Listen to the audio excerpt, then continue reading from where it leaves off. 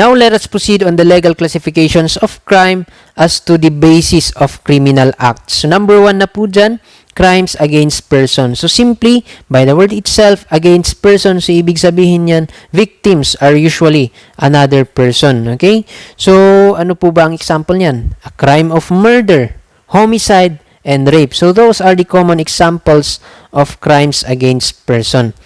Number 2, we have here crimes against property. So, by the word itself, it is directed against a property or a property of another person. So, nandyan, robbery, theft, and arson. Kasi dito sa arson, sisirain mo dyan, property, di ba? Susunugin mo yung property. Theft, kukuha ka ng properties ng ibang tao. It's the same with robbery. Okay, so that is a crime against property.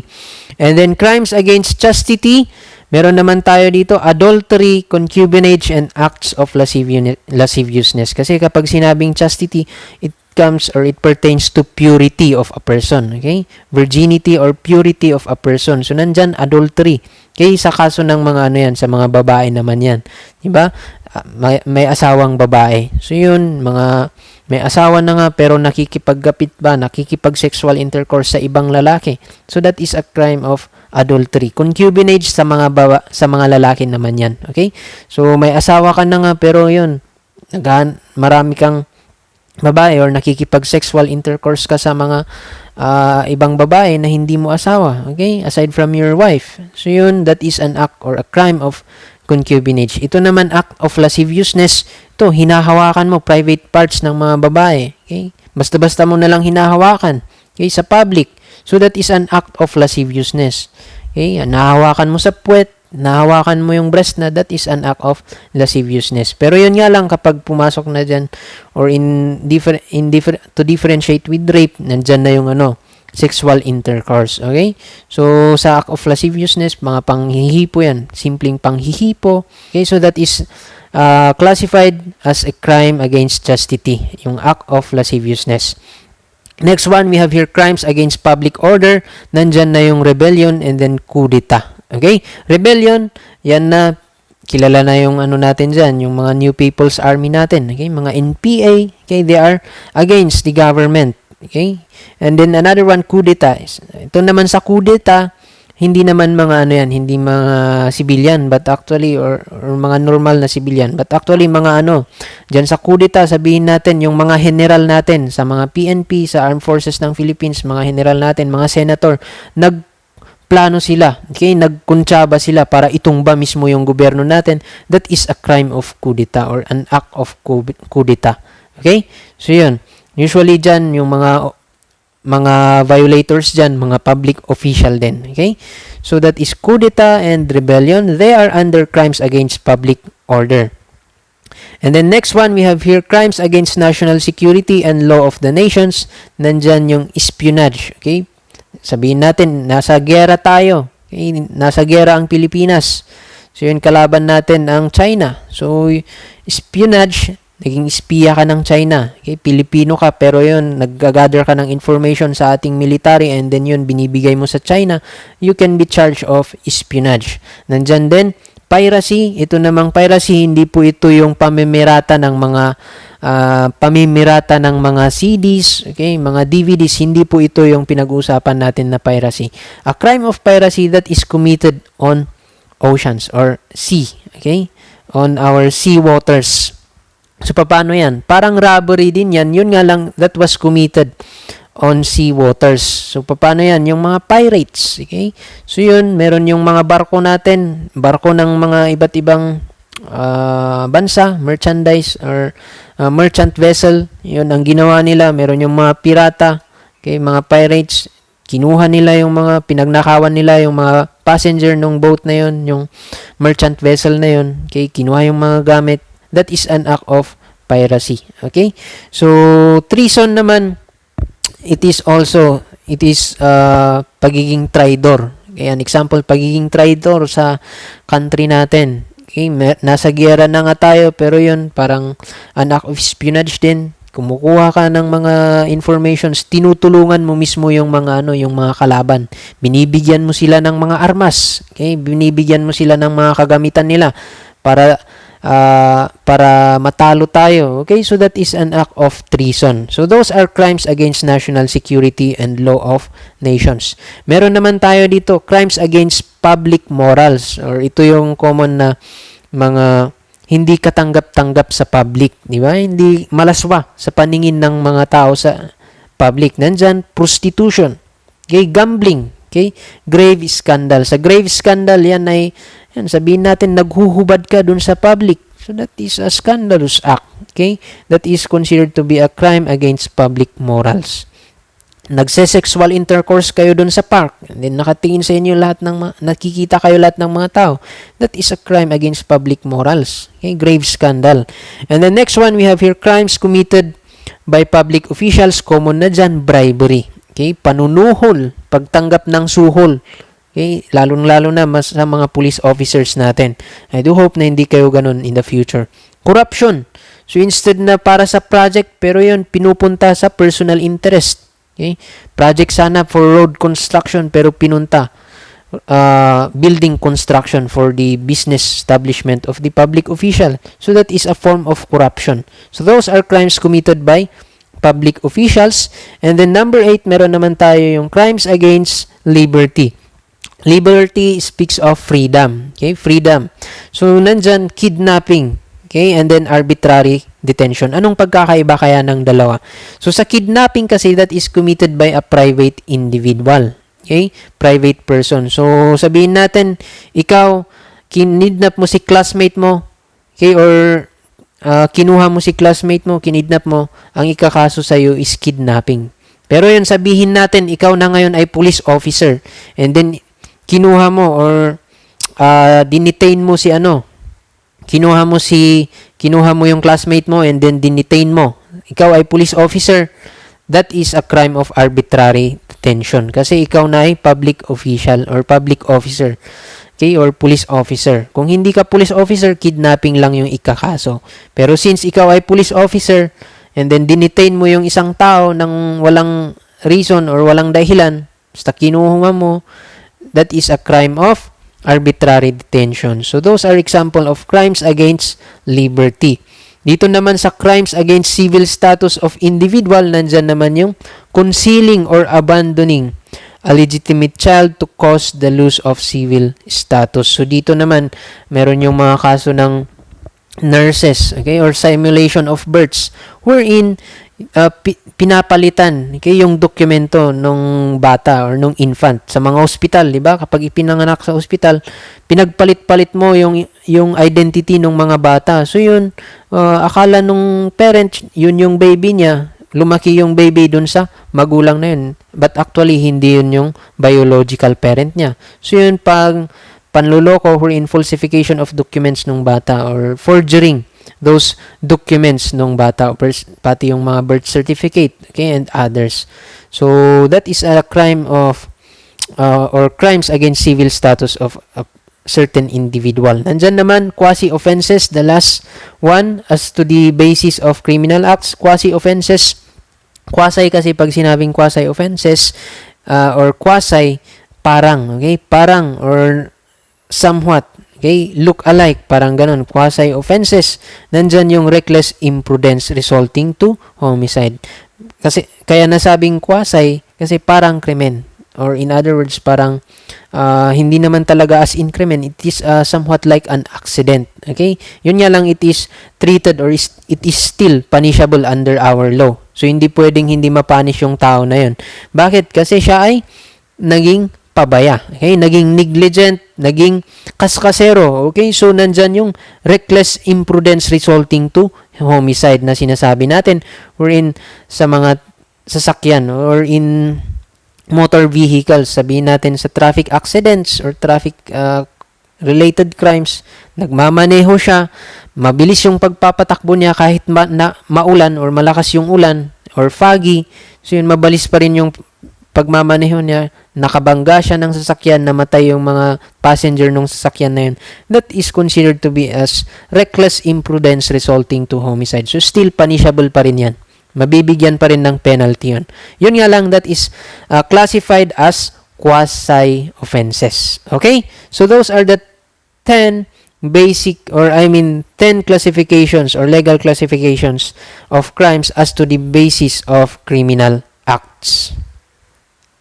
For now, let us proceed to the criminological classification of crimes. So, a while ago, we are done already with the legal classification of crimes. This time, let us focus only on criminological classification of crimes. But, by the way, what is the reason behind? Bakit kaya kailangan nating pag-aralan or i-take note din ang mga classification of crimes na ito? So, for us to further understand, syempre, okay? Further easily understand what is all about crimes, and then for us to easily understand how to create solutions or preventive measures with regards to those different types of crimes na mga ito. Okay, so number 1 na po dito, we have here the so-called acquisitive crime. So ano nga ba itong acquisitive crime? So nasabi po dyan, when the offender acquires something as a consequence of his criminal act. Okay, so acquisitive crime, kapag yan ay meron tayong na-achieve, nakapalit, okay, dun sa paggawa ng krimen. So, anong example ba dyan? The example that we can give is robbery, okay, theft, okay, kasi meron tayong na-acquire, di ba? By the word acquisitive, okay, acquire, we acquire something from commission or from, with the regards to the commission of the crime, okay? So, naka-acquire tayo ng pera. Nakakuha tayo ng mga gamit, ng properties, di ba? Sa robbery, nakakuha tayo ng relo, mamahaling relo. So that is classified as a kind of acquisitive crime. Okay? So take note, an example that we could give there, a crime of robbery and then theft kasi we acquire something from committing crime. Second one, we have here extinctive crime. So, paano naman itong extinctive crime na ito? So, by the word extinctive, when the result of the criminal act is destruction. Okay? Nakasira tayo. Okay? Nakasira tayo. So, nandyan, extinctive in a way na nakasira tayo. An example is a crime of arson. Okay? Kasi yan, nakasira tayo ng property. Sinunog natin yung property ni Mr. X. So, that is a crime of arson. Destruction of a property using fire. Okay, another one. Okay, binomba natin yung bahay ni Mr. X. So, that is a crime of, also a crime of destruction. Okay, that is classified as an extinctive crime. Okay, so those are what we so-called extinctive crime. Any crimes that is or that causes destruction. So, that is the difference between acquisitive crime and extinctive crime. Now, let us proceed on the so-called seasonal crime. So, what is seasonal crime all about? So, it says here, committed only at a certain period of the year. So, ano kayang pwede nating may halimbawa dito? So, an example that we could give is a crime of robbery. So, paano natin kaya masasabi na robbery is considered or can be considered as seasonal crime?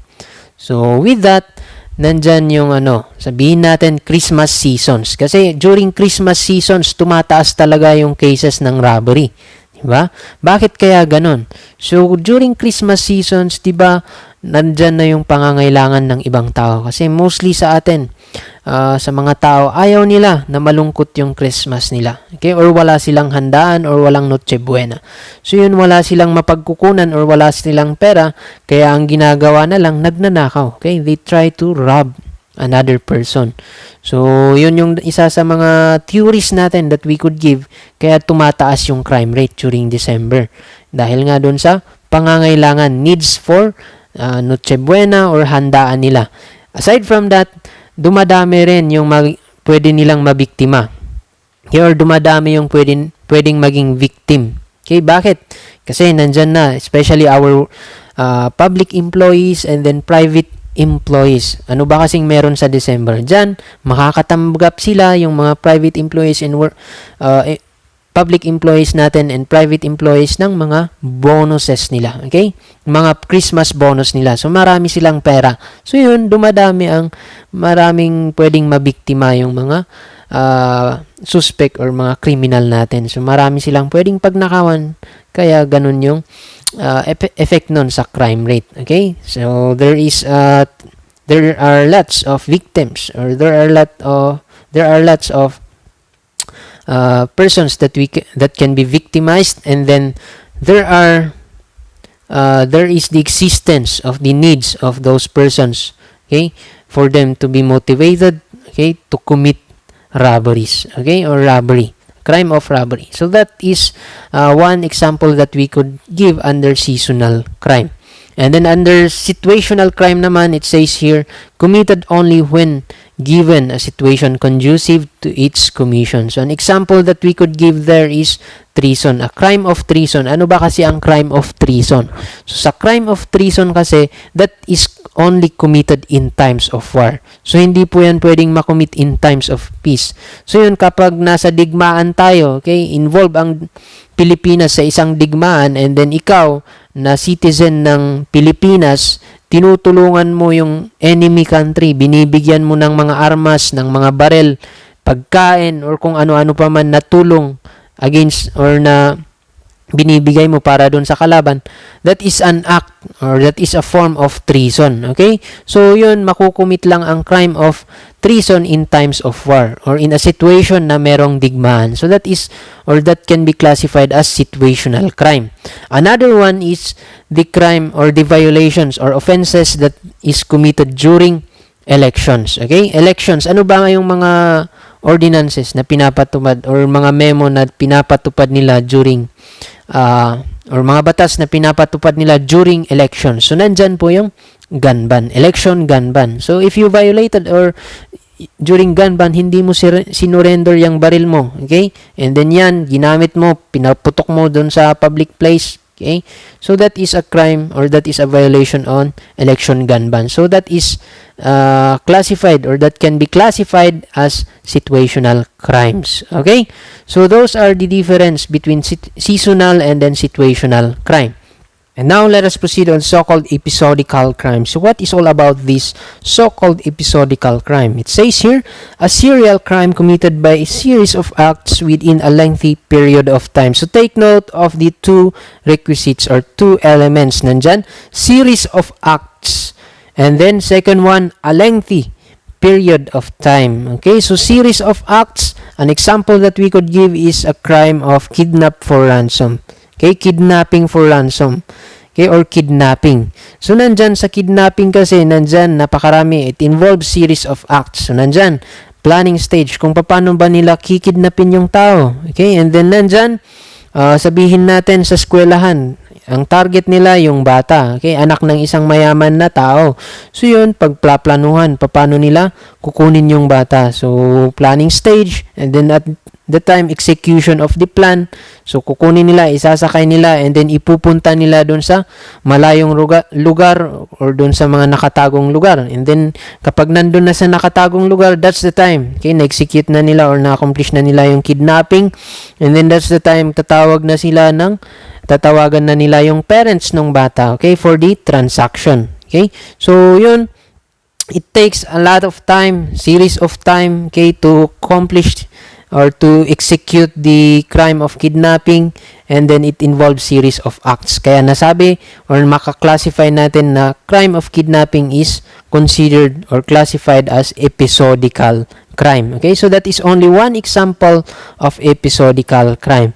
Next one we have here, instant crime. Ito naman yung kabaliktaran ng episodical crime. Bakit? It is committed the shortest possible time. So or in an instant. Okay, it is committed in an instant. Okay, in just a blink of an eye. Parang, or by the word itself, instant crime. Okay, so anong example kaya ang pwede nating may bigay? So nandyan yung a crime of theft. Okay, so yun, a crime of theft na sinasabi natin, di ba? Meron tayong mga previous examples. Walang tao, walang nakakakita sa kanya, kaya kinuha niya yung item, okay, na pag-aari ng classmate niya. Kinuha niya yung wallet ng classmate niya. Pagkakuha niya, nasa possession na niya, that is considered already, or the crime of theft is already committed. Okay, the crime of theft is already committed upon getting, okay, upon holding those property or the wallet of your classmate. Okay, nakuha mo na, naibulsa mo na, instant, okay, shortest possible time. The crime of theft is committed at a shortest possible time, that's why we classify it, or we can have it as an example of instant crime. Okay? So, static crime naman, by the word static, hindi gumagalaw, di ba? Iisang place lang yung tinutukoy niya. So, it is committed in one place. Gaya na lang ng naging example natin kanina, a crime of theft. It is committed in one place, dun lang sa classroom. Okay? Kabaliktaran naman ng static crime, meron tayo yung continuing crime. So, paano continuing crime? It is committed in several places. So, an example niyan is kidnapping na naging example din natin kanina. So, paano yun?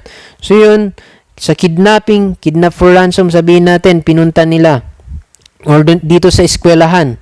Okay? Kinuha nila yung bata dito sa eskwelahan. Okay? Bacoor campus. Okay?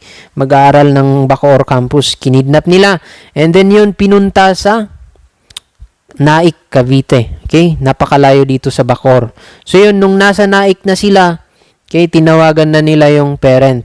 Yun nga lang, natiktikan sila na nasa Naik sila dahil sa meron na yung tracer.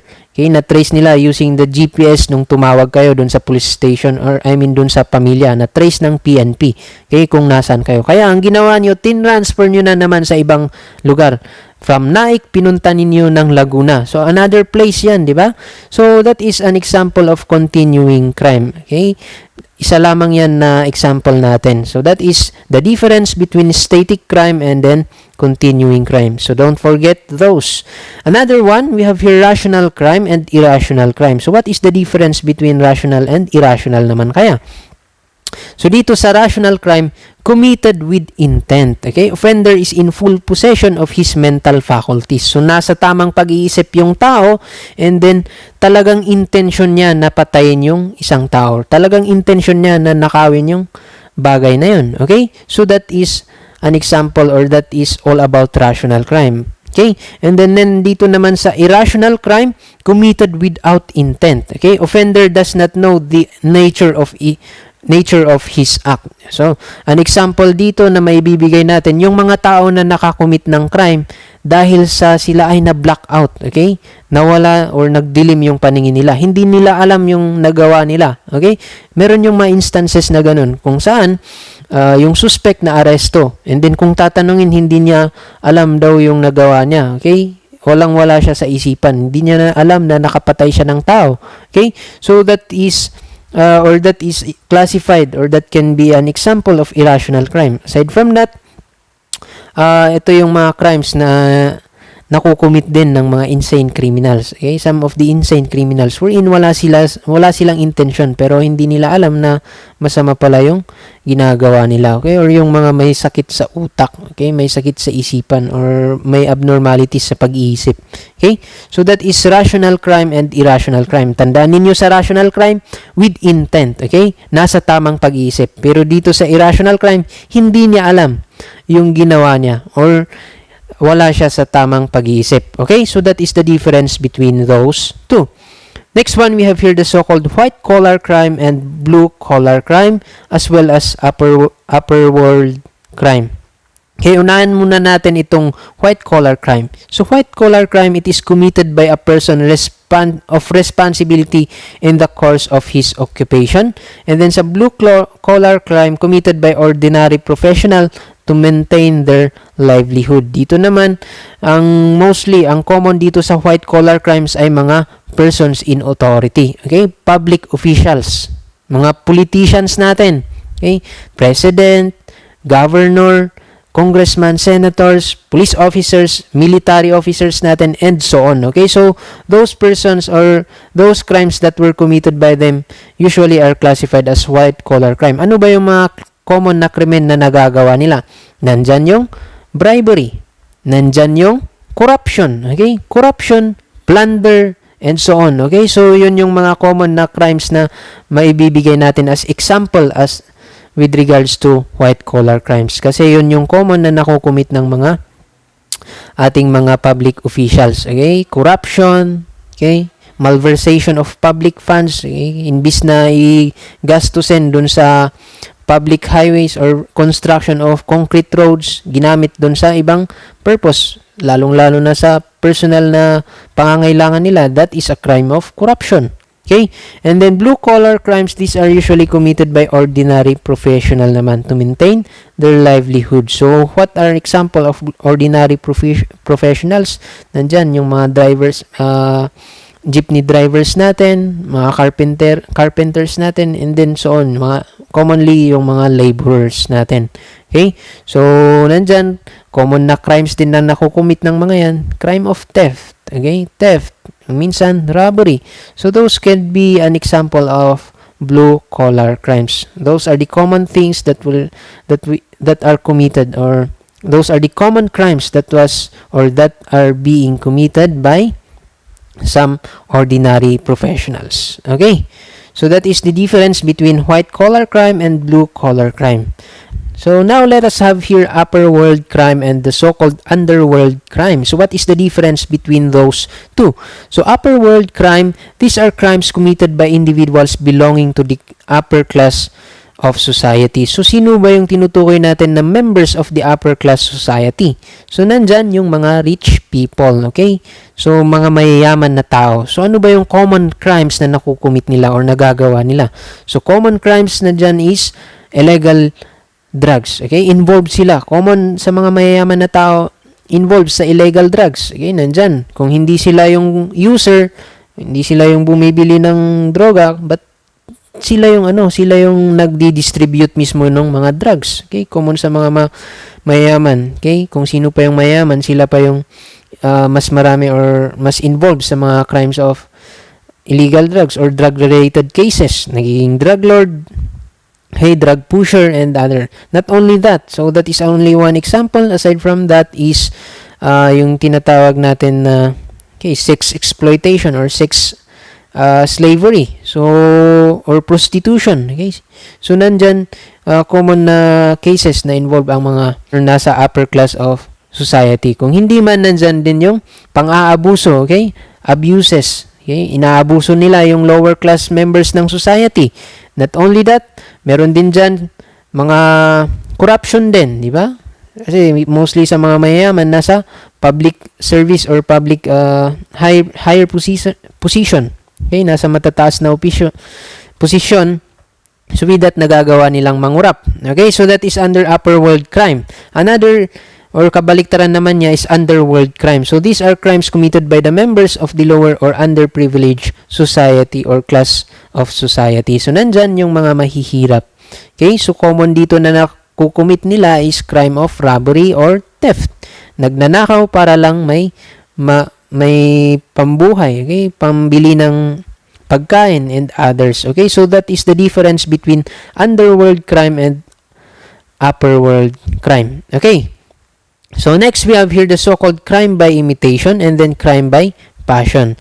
So nandito sa crime by imitation, tinatawag din itong copycat crime. Okay? So this is committed by mere duplication of what was done by others. So nandito na meron tayo yung sa mga bata, okay? Cases ng mga bata wherein kung yung napapanood nila sa mga TV, okay? Napapanood nila sa mga TV na cases ng pagpatay.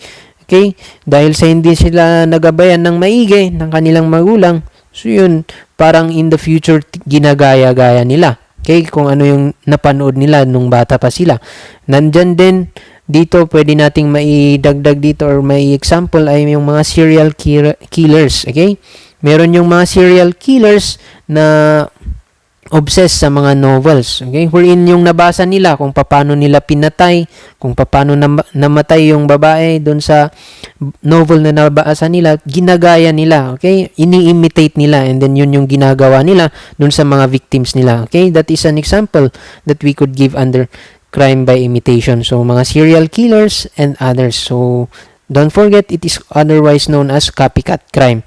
And then, ito naman, crime by passion, committed because of the fit of great emotion and such as anger. Okay, so na-mention na natin ito nung previous discussions natin, crime by passion, okay, dahil sa galit, dahil sa sobrang selos, and then dahil sa hindi niya mapigilan or hindi niya makontrol yung emotion niya. That is a crime by passion. Okay, so anything that comes from great emotion or anger. So, don't forget that, crime by imitation and crime by passion. Next one, we have here occupational or service-related crimes. So, ano ba itong service-related crimes na ito? So, committed by rendering all service to satisfy the desire of another. So, nandito na yung crimes committed due to rewards, okay, or due to promises na na-mention din natin kanina. So, an example that we could give under occupational or service-related crimes is a crime of murder. So, bakit kaya? So, nandyan po kasi yung tinatawag natin na hired killers. Okay? So, sa hired killers, they are usually hired for cash. Okay? For certain exchange of cash. Okay? Kung hindi man promises. So, with that, papatay sila ng tao para lang dun sa pera, para lang dun sa promise na binigay nung nag-utos sa kanila. So, those are classified as occupational or service-related crimes. Next slide, let us try to further give other classification of crimes. So, number 1 na po dyan, traditional crimes. So, ano po ba itong sinasabi nating traditional crimes? So, meron pa tayo dyan, the crimes that are committed every now and then. So, ano bang example niyan? An example is a crime of murder, homicide, theft, robbery. Bakit kaya natin nasabi na or nabigay as example yung mga yan? Kasi, di ba, murder is still committed or that is a crime that is being committed during the ancient times. Okay? Nung unang panahon pa yan, still na meron, nag-i-exist na ang crime of murder. And until now, nangyayari pa rin na crime of murder. Nandyan din, pagnanakaw, okay? Robbery, theft. Okay? Noon din, during the ancient time, merong mga crimes or crimes of pagnanakaw, theft, robbery still exists during the ancient times, okay? So, that's why we classified them as traditional crimes. So, take note of that. Those crimes that are committed every day or every now and then, okay? From ancient time until now. So, those are what we so-called traditional crimes. Next, we have here crimes due to changing society or social change. So, an example na naibigay po dyan, poverty crimes. Bakit kaya? Kasi sabihin natin, noong unang panahon, still okay pa naman yung economy ng ating bansa, di ba? But nowadays, lalong pahirap ng pahirap. Okay? Lalong nagbabago yung ating society, di ba? Dumadami ang population, nag-iiba na yung way of living. Kung dati, okay lang na, or mas magandang mamuhay sa probinsya. But nowadays, kung gusto mong mas umangat pa sa buhay, you need to go to urban, okay, centers, okay? So, kailangan mong pumunta sa cities para makipagsapalaran. So, with that, pahirap pa ng pahirap yung buhay. That's why meron tayo yung an example of poverty crimes, nandyan yung robbery, crime of theft, nagnanakaw due to poverty, okay? Due to the needs, okay? Pangangailangan para matustusan yung pangangailangan. So, an example that we could give here is a crime of robbery.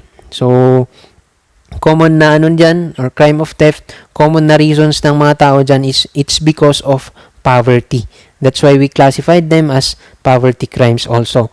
Next one, we have here emergency crimes. So simply, these are crimes that are committed to take advantage of an abnormal situation. So dito na nga, meron yung nababalitaan natin, meron na ngang flood na nagaganap sa ating bansa, sa ating lugar, merong pagbaha na nangyayari, and then mababalitaan mo, meron yung mga nagnanakaw, okay? Merong nagnanakaw, merong pumatay ng mga tao, okay? So, yun ay, those crimes committed during the abnormal situations na yun, during the natural disaster or the existence of natural disasters, calamities, those are classified as emergency crimes. Okay? Merong nangyayaring pagbaha, pero may nangyayaring hold up dun sa bangko. Okay? So, those are considered or an example of emergency crimes. Next one, we have here the so-called victimless crimes na naging example or na-discuss na natin kanina. So, take note, victimless crimes. Ano ulit yung tawag natin dyan? Ano pa yung isang tawag natin dyan? It is also called as public order crimes. Okay? So, nasabi natin na victimless kasi walang complainant. Kahit common dito, walang complaining party. Paano yun? Okay? Naging example natin yan, the use of drugs. Diba? Doon sa illegal drugs, use of illegal drugs. Diba? Kahit walang complainant na nagsasabi dyan or kahit walang complainant na magsumbong sa mga kapulisan natin, still, kapag nahuli ka ng ating mga pulis or mga barangay tanods or barangay officials, you are still, or you have committed, illegal use of drugs. So, that is a violation under the law on drugs na meron tayo. So that is classified as victimless crime. Ano pa? Meron din dyan prostitution na nabanggit natin kanina, and then gambling. Okay? So those are example of victimless crime or public order crimes. Just take note, it is called as victimless crimes kasi walang complaining victim. Walang victim. Okay, actually. So that is under victimless crimes. And the next one we have here the so-called index crimes and then non-index crimes. So ano nga ba ang pagkakaiba nitong dalawa? Okay, so for index crimes, these are crimes that involve violence. Another one involve threats or actual physical harm to the victim or by the offender. Okay, so paano po yan? Ano yung example? Okay, so it presents not only offenses that we recognize as violent, so hindi lang po murder or rape or robbery, but other acts involving force and intimidation, but also violent crimes. So that are commonly considered as social problems such as domestic violence, child abuse, and elder abuse. So, hindi lang po yung ano dyan. Hindi lang po yung murder, rape, kasi yan yung pinaka-common, di ba? So, common din dito, or masasabi natin na heinous crimes yung mga yan, di ba? Sa index crimes. So, murder, rape, robbery, those are crimes usually involves violence. But not only that, nasabi dyan, pati rin yung mga violent crimes that are considered to be as social problems. Ano yun? Mga child abuse, di ba? Domestic violence, pang-aabuso ng husband dun sa asawa niya, okay, sa wife niya. Pang-aabuso ng mga parents dun sa mga anak nila, child abuse. And then nandyan din pang-aabuso naman ng mga anak dun sa mga tatay or dun sa mga matatanda na tatay at nanay nila. Okay? So those are classified, or those crimes are also covered or an example of index crimes. Just take note on index crimes. This involves violence also. So we have here non-index crimes. So sabi naman dito, these are other illegal acts usually covered by special laws like illegal logging and then gambling. Ito naman, masasabi din natin na parang dun sa victimless crimes or public order crimes. So an example na may bibigay natin, nandyan yung illegal logging, okay? So, bawal mamutol ng mga kahoy, di ba? Nandyan din gambling. So, those are crimes, non-index crimes. So, usually, it does not involve violence, okay? These are crimes that does not usually involve violence. So, parang kabaliktaran ng index crimes. So, another example na naibigay nila, like, by local ordinances like going shirtless and drinking in public places, especially dun sa mga lugar na merong mga ordinances na pinagbabawal yung mga yan. Okay, meron din dyan yung liquor ban. Okay, that is under non-index crimes. Okay, violation of liquor ban. Nandyan din, under non-index crimes, reckless imprudence resulting in homicides and physical injuries. Okay, so take note of those. Those are examples of non-index crimes, and that is the difference between index crimes and non-index crimes. So just take note, index crimes usually involves violence, and the non-index crimes usually does not involve violence. Okay, now let us proceed on the next slide. So it says here, or we have here a question, why must members of the society be oriented about crime? Okay, so bakit nga ba? So meron tayo dito number one reason, or there are 5 reasons or na naibigay dito. Okay, so number one, first reason that we have here is crime is pervasive. Bakit kaya nasabi nila na crime is pervasive? So nasabi dyan, almost all members of a free society are once upon a time a victim and an offender of a criminal act. Okay, crime is as an associate of society affects almost all people, regardless of age, sex, race, nationality, religion, financial condition, education, and other personal circumstances. So simply that is the reason behind. So aside from that, lahat tayo pwedeng maging victim, di ba? Pwede tayong maging victim ng isang krimen, di ba? Walang pinipili. Walang napipili na tao kung sino ang pwedeng mabiktima. Hindi rin natin alam kung kailan mangyayari, kailan tayo mabibiktima, di ba? Aside from that, walang pinipili with regards to sex, okay? Kahit ilang taon ka, bata ka man or matanda, pwede ka pa rin maging biktima. Ano man ang relihiyon mo, ano mang nationality ka, whether you are a foreigner, whether you are a Filipino, still you can be a victim of a crime. That's why we say that crime is pervasive. So, halos lahat pwedeng maging victim. So, we should need also, lahat tayo, we should be aware. Okay? We should be oriented about crime prevention. Okay? That is the reason behind crime is pervasive. Okay? So, next, crime is expensive. Sabi dyan, government and private sector spend an innermost amount of money for crime detection. So, nandyan, crime is expensive actually. Bakit? Bakit nasabi dyan? Okay, dyan yung gobyerno natin, napakaraming gastos para lang masuportahan ng ating PNP, di ba? Para mabigyan sila ng mga gamit para masolve nila yung mga krimen. Mga trainings, okay? Mga budget nila for the trainings of our police officers para ma-detect nila kung sino yung mga perpetrator, mga kriminal. Okay? Ano pa? Mga kagamitan natin in investigating crimes, okay? Actually, mamahalin din yung mga gamit natin sa mga crime laboratories. It's so expensive, napakaraming gastos. Aside from that, dun sa court, di ba? Dun sa mga victim.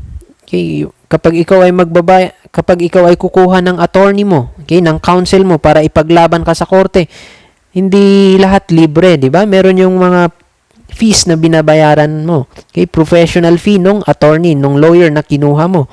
Mga ganun bang gastusin. That's why nasabi natin na crime is expensive, not only on the part of the government, but also on the part of those victim, okay, of crimes.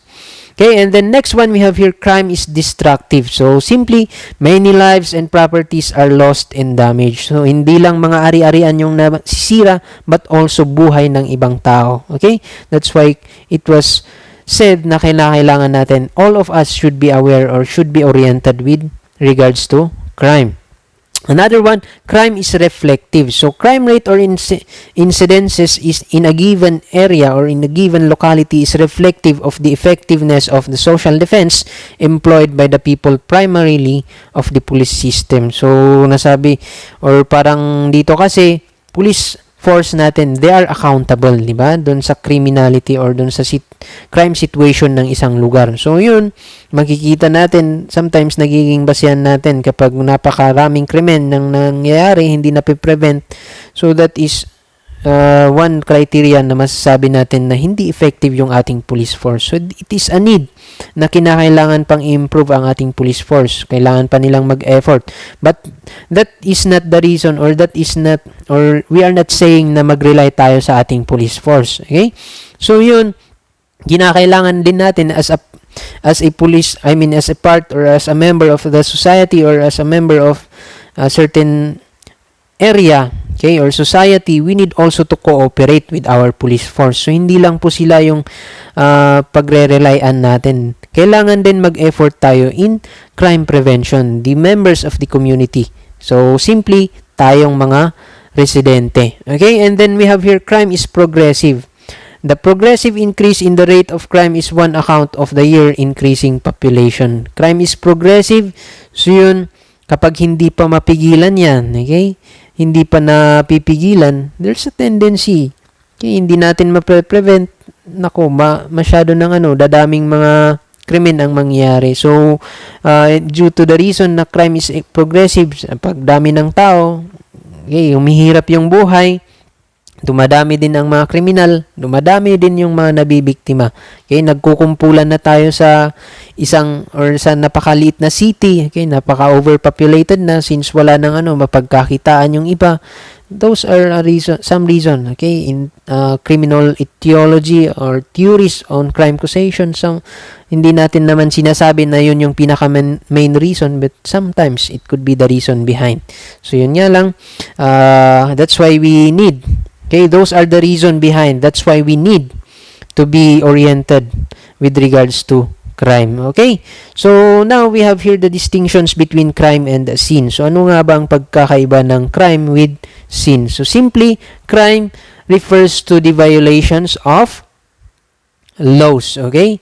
Those laws that are being implemented by mankind, okay? So take note of that. Crimes are simply those violations of the law that are being implemented by mankind. And then sin, these are violations, or these are actions that is in contradict or violating the laws of God, okay? Or biblical or commandments, okay? The commandments of God, okay? So yan yung pagkakaiba ng crime with sin. And that also ends our video recording with regards to chapter 3 of our learning module, all about the concept of crime. So once again, thank you very much for watching this video, and see you again next time.